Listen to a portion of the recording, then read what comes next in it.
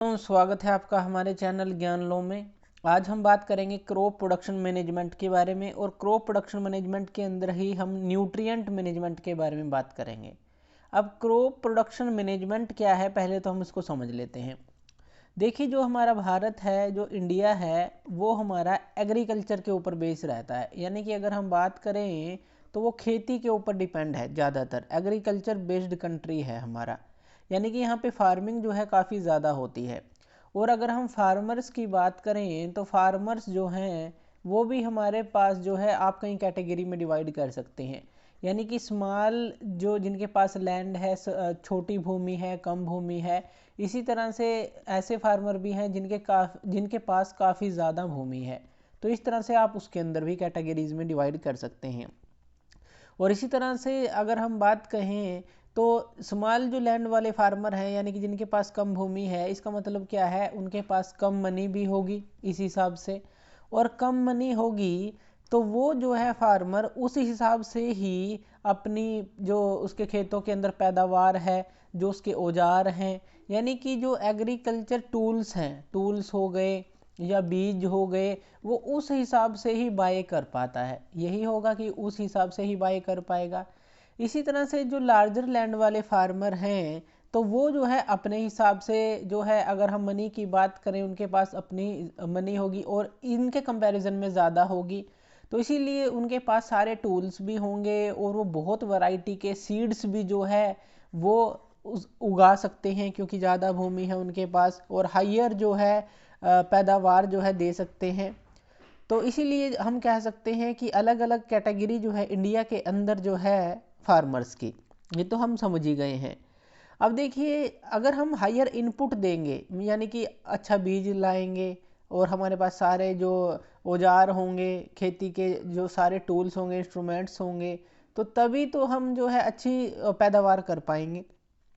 इसलिए जो farmer purchasing capacity है, अगर हम बात करें इनपुट्स के ऊपर, वो हमारी डिसाइड करती है इनपुट। ये चीज़ इनपुट में आ जाती है कि कितना बीज अच्छा हम ले सकते हैं और कितने हमारे पास जो खेती के सारे औजार हैं। अगर हम बात करें तो जो फार्मर परचेजिंग कैपेसिटी है इनपुट की, वो डिसाइड करता है क्रॉपिंग सिस्टम और जो प्रोडक्शन प्रैक्टिसेस हैं। इसलिए जो प्रोडक्शन प्रैक्टिसेस हैं वो हमारे होते हैं डिफरेंट लेवल पर। यानी कि स्मॉल लैंड वाला जो है अलग तरह की खेती करता है, और कम जो है अगर हम कहें कि सस्ते उसको बीज चाहिए, सस्ती उसको चीज़ें चाहिए। और ये जो लार्जर लैंड वाले किसान हैं वो कोई भी जो टूल है यूज़ कर सकते हैं और अच्छे बीज यूज़ कर सकते हैं। तो हम कह सकते हैं कि एक जो है, अगर इसमें बात करें तो इसके लिए क्या चीज़ अपनाने की ज़रूरत है जो स्मॉल लैंड वाले फार्मर हैं, ताकि वो अच्छी यील्ड दे सकें। तो उसके लिए जो है हमें जो है नो कॉस्ट प्रोडक्शन पे ध्यान देना होगा, कि जो प्रोडक्शन कॉस्ट है वो हमारी कुछ ना आए इन किसान के लिए। तो वो ये काम कर सकते हैं। और दूसरा, या फिर जो है low cost production according to, जो अगर किसान कुछ पैसा खर्च करना चाहते हैं, लो कॉस्ट प्रोडक्शन की कैटेगरी होनी चाहिए। और एक होनी चाहिए हाई कॉस्ट प्रोडक्शन। तो इस तरह से अगर हम बात करें, no cost production, low cost production और हाई कॉस्ट प्रोडक्शन जो है ये इंक्लूड करने चाहिए हमें प्रोडक्शन प्रैक्टिसेस के अंदर, ताकि सभी किसानों को फ़ायदा हो सके। अब ऐसा नहीं है कि हम एक महंगा बीज ही बाज़ार में उतार दें और जो उसको किसी मशीन की हेल्प से ही उसको बीजना पड़े, या इस तरह की चीज़ें कि तो हमें जो है इस तरह की जो सारी कैटेगरी को ध्यान में रखकर ही जो है प्रोडक्शन की मैनेजमेंट जो है इस हिसाब से करनी चाहिए कि इन 3 कैटेगरी के अंदर हो, ताकि सभी किसान उसका फ़ायदा उठा सकें। तो ये चीज़ जो है क्रॉप प्रोडक्शन मैनेजमेंट के अंदर आती है। अब इसके अंदर पहली बात कर लेते हैं हम, जो हमारी न्यूट्रिशन मैनेजमेंट है, न्यूट्रिएंट की मैनेजमेंट है, उसकी बात कर लेते हैं। न्यूट्रिएंट मैनेजमेंट क्या होती है, तो ये क्या है, क्रॉप प्रोडक्शन मैनेजमेंट के अंदर ही है ये। तो न्यूट्रिशन जो मैनेजमेंट है ये क्या है। अब देखिए, हम सबको क्या चाहिए, फूड चाहिए जीने के लिए, अपनी ग्रोथ के लिए, डेवलपमेंट के लिए, इन सब चीज़ों के लिए हमें खाना चाहिए। इसी तरह से जो प्लांट्स हैं या क्रॉप्स जो बात कर लें, उनको भी फूड चाहिए अपनी ग्रोथ के लिए। अब देखिए, जो न्यूट्रिएंट्स हैं, जैसे कि हमने बात की, ये जो न्यूट्रिएंट हैं ये सप्लाई किए जाते हैं प्लांट को, किन किन चीज़ों से सप्लाई किए जाते हैं जो ये न्यूट्रिएंट्स हैं। अगर हम इनकी बात करें तो एयर इनको जो है न्यूट्रिएंट सप्लाई करती है, वाटर जो है पानी से इनको न्यूट्रिएंट सप्लाई होते हैं। इसी तरह से जो मिट्टी है, सोइल है, वहाँ से इनको न्यूट्रिएंट सप्लाई होते हैं। अब देखिए एयर, वाटर और सोयल जो है न्यूट्रिएंट प्रोवाइड करती हैं प्लांट्स को। अगर हम बात करें पौधों को, ये तीनों चीज़ें प्रोवाइड करती हैं। और यहाँ पे जो है 16 तरह के न्यूट्रिएंट्स होते हैं। 16 न्यूट्रिएंट्स, अगर हम कहें कि 16 तरह के न्यूट्रिएंट्स होते हैं जो पौधों के लिए ज़रूरी होते हैं, इसेंशियल होते हैं। अब जो एयर है, अगर हम एयर की बात करें तो एयर जो सप्लाई करती है, एयर हमारे 2 तरह के न्यूट्रिएंट सप्लाई करती है सिर्फ। ये कौन कौन से हैं? ये हमारा जो एयर है ये कार्बन ऑक्सीजन सप्लाई करती है। तो ये क्या करती है?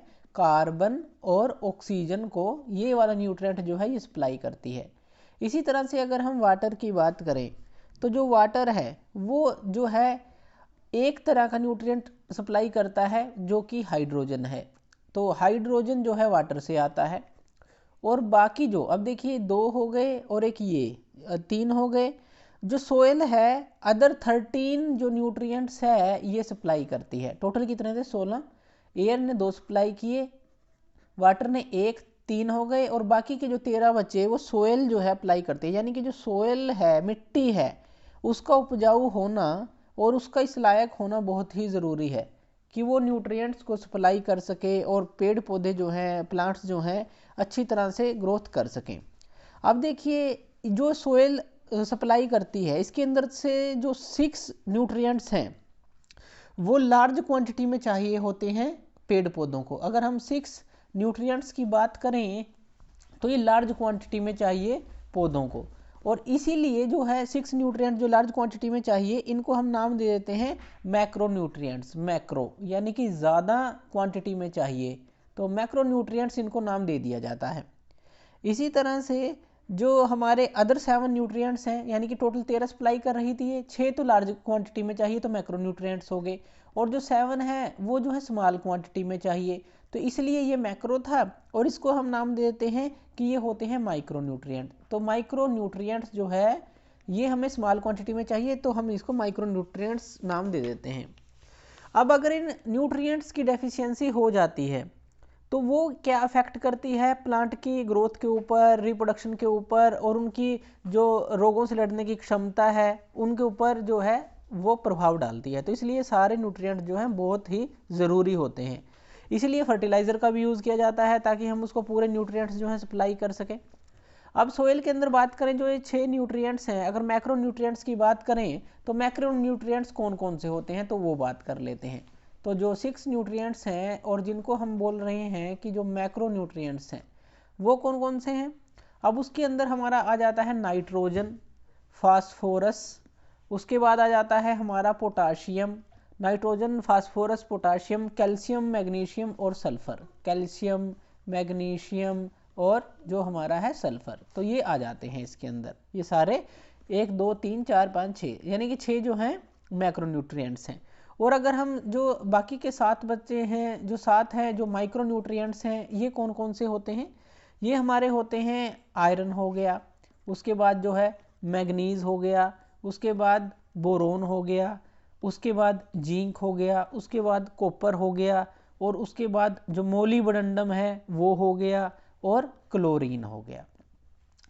तो क्लोरीन, इस तरह से ये जो है ये 7 माइक्रो न्यूट्रिएंट्स हैं जो माइक्रो लेवल पे इसको चाहिए। तो इस तरह से जो सोयल है ये मेन जो है न्यूट्रिएंट्स ये इसको प्रोवाइड करती है, जो 13 हैं। तो इसलिए सोयल का उपजाऊ होना काफ़ी ज़रूरी होता है। तो ये होती है हमारी न्यूट्रिएंट की मैनेजमेंट की हमें किस तरह से करनी है, और कौन कौन से न्यूट्रिएंट हैं, यानी कि फर्टिलाइज़र के रूप में हम सोयल को दें ताकि कमी ना आए पौधों को, और उसको पर्याप्त जो है वाटर मिले, जो क्योंकि वाटर जो है हाइड्रोजन देता है, और पर्याप्त एयर मिले, कार्बन ऑक्सीजन उसको वो देती है। तो इस तरह से एक प्रॉपर जो है मैनेजमेंट करनी पड़ती है। आगे देखेंगे कि सोयल की, अब देखिए सोयल जो है इस तरह से ये हमारे 13 न्यूट्रिएंट्स प्रोवाइड करती है। तो सोयल को उपजाऊ कैसे बनाया जा सकता है तो उसके बारे में हम नेक्स्ट लेक्चर में पढ़ेंगे। तो इसी तरह की वीडियोज़ के लिए आप हमारे चैनल ज्ञान लो को सब्सक्राइब कर सकते हैं। धन्यवाद।